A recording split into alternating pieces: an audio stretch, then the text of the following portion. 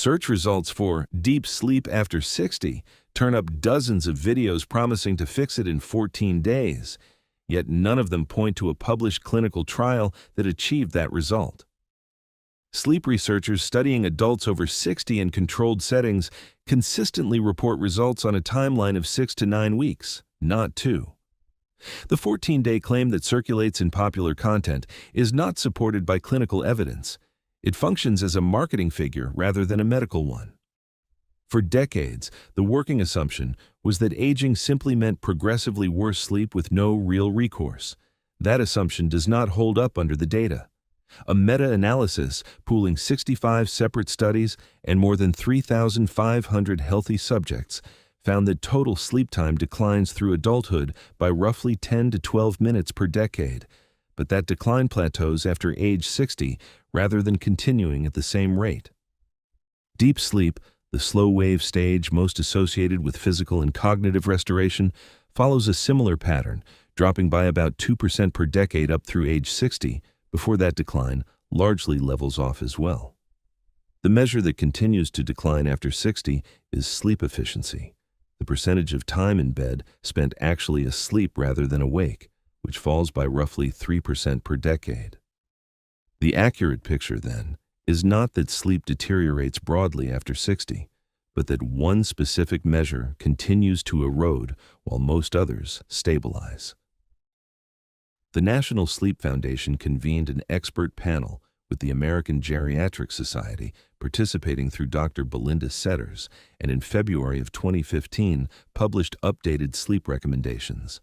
Healthy adults 65 and older still need 7 to 8 hours of sleep a night, the same range recommended for younger adults. The common assumption that older people simply require less sleep is not supported by the research and obscures the more relevant question of why many seniors are not getting the sleep they need. Statistics on insomnia in older adults require careful reading. Headlines citing up to 50% of adults over 60 reporting insomnia symptoms at some point draw on real data from the National Council on Aging, but the word symptoms covers a wide range of experience. When researchers apply a stricter definition requiring a diagnosable insomnia disorder, including associated daytime impairment, the figure drops to around 5%. That gap reflects the difference between occasional poor sleep and a clinical condition, and it matters because sleep aid marketing tends to rely on the larger, looser figure. Further evidence supports this distinction. A study of nearly 12,000 Canadians found no association between aging itself and insomnia, once researchers controlled for social satisfaction and activity status. Separately, 2 research cohorts examined by Vitiello and colleagues screened older adults for major sleep complaints after accounting for medical and psychiatric illness. One cohort showed a rate of 1.35%, the other 3.14%. Both figures sit in the single digits, far below the 50% figure often cited in general coverage. This suggests that much of what gets attributed to just getting old is more accurately explained by treatable underlying factors that are being misattributed to age. Several of those factors are identifiable. Polypharmacy is one. 46% of Medicare enrollees take 5 or more prescription medications, a pattern directly linked to poor sleep. Sleep apnea is another, with substantial prevalence data behind it.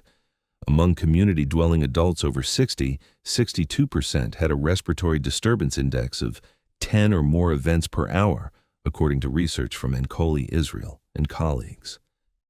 The Sleep Heart Health Study, one of the largest epidemiological sleep studies conducted to date, found that roughly 20% of people over 60 had a disturbance index of 15 or higher, and a separate cohort of close to 3,000 older men found a rate of 26% at that same threshold, with aging confirmed as an independent risk factor. Chronic pain also plays a role. At least half of people with insomnia also live with chronic pain, and sleep disturbance is present in 67 to 88% of chronic pain conditions. These are identifiable, often treatable medical contributors rather than an inevitable consequence of age. Melatonin use illustrates a gap between common practice and the underlying evidence. Retail melatonin products are commonly sold at 5 milligrams, 10 milligrams, or higher, reflecting an assumption that more melatonin produces better sleep. The European Food Safety Authority reviewed the evidence and recommended a dose of 0.3 to 1 milligram before bed for the specific benefit of reduced sleep onset time. The American Academy of Sleep Medicine sets its recommended maximum at 2 milligrams, a considerable gap from what is widely available on shelves. The measured effect, even at the recommended dose, is modest. A meta-analysis across adult studies found melatonin reduced sleep onset time by an average of 7.5 minutes, increased total sleep time by 12.8 minutes, and improved sleep efficiency by about 2% compared to placebo. The American Academy of Sleep Medicine's clinical guidelines further give a weak recommendation against using melatonin for general insomnia in adults. Its strongest evidence applies to circadian rhythm disorders rather than the standard difficulty falling asleep that drives most melatonin use. The evidence instead points toward cognitive behavioral therapy for insomnia, known as CBT-I, which major clinical bodies treat as the first-line treatment ahead of medication.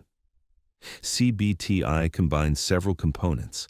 Sleep restriction matches time in bed to actual sleep time, based on a sleep diary kept for 1 to 2 weeks, then expands gradually as sleep efficiency improves, with time in bed never set below 5 hours for safety.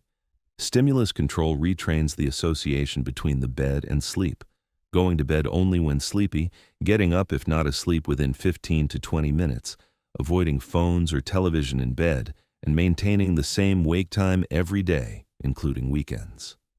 Cognitive restructuring addresses catastrophic thinking about sleep loss, relaxation training reduces physiological arousal, and relapse prevention is built in to sustain the gains.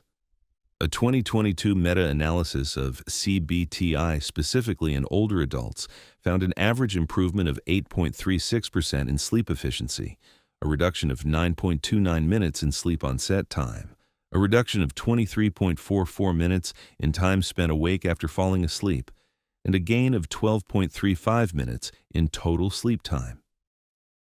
Measured against melatonin's 7.5 minutes and 12.8 minutes, CBT-I produces larger improvements across more dimensions of sleep. The timelines behind these results are consistent. A nationwide randomized trial of an FDA-authorized digital CBT-I program measured its primary outcomes at 10 weeks, with follow-ups at 16 and 24 weeks showing sustained improvement.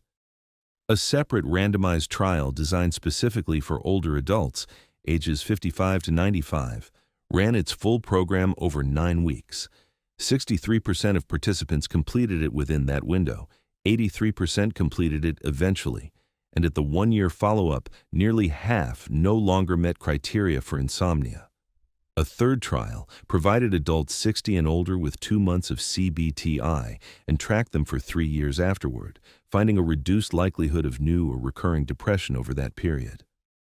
A further study tracking biological aging found that adults over 60 who received CBT-I showed a slower epigenetic pace of aging compared to a control group, measured 18 to 24 months later. Across these trials, the consistent timeline for measurable results is 9 weeks, 10 weeks, or 2 months, with follow-up extending to months or years, not 14 days. Sleep apnea requires separate consideration, since it is not addressed by stimulus control or sleep restriction alone.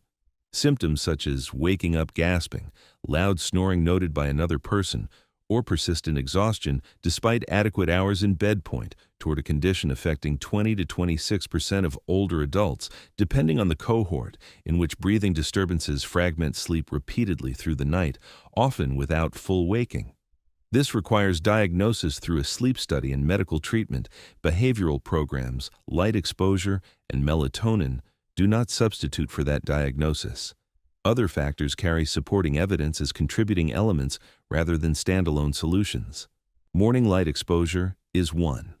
A study of 1,762 adults found that every 30-minute increase in sunlight exposure before 10 a.m. was associated with sleep timing shifting 23 minutes earlier and modestly improved sleep quality scores. A separate randomized trial involving older adults with dementia found that bright ambient morning light at 2,500 lux reduced nighttime awakenings, with the strongest effect appearing after 4 weeks. Exercise shows a similar pattern. A review of exercise programs in older adults found that 12 weeks to 6 months of moderate intensity activity improved both sleep quantity and quality, with 12 weeks as the minimum period before measurable results appeared in the studies reviewed. 2 additional factors appear consistently in the broader sleep medicine literature, though this research did not identify a single named randomized trial isolating an exact figure for either. A cooler bedroom is associated with deeper, more sustained sleep, since a drop in core body temperature supports the maintenance of slow-wave sleep, while a warmer room works against that process through the night. Alcohol is consistently identified as a disruptor of deep sleep specifically.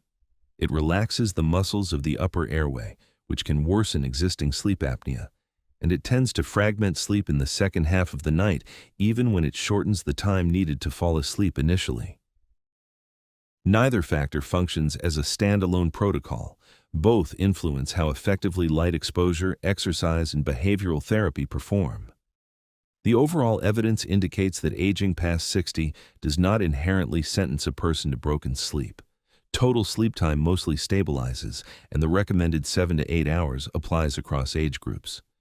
Where sleep problems do exist, the most well-supported path forward is not a higher dose of melatonin, but a structured behavioral program requiring a minimum of 6 to 9 weeks to produce measurable results, often followed by monitoring over subsequent months or years to confirm those results hold. Claims that a protocol can reverse decades of sleep patterns, untreated apnea, polypharmacy, and circadian drift within 2 weeks are not supported by the clinical trials this research draws on.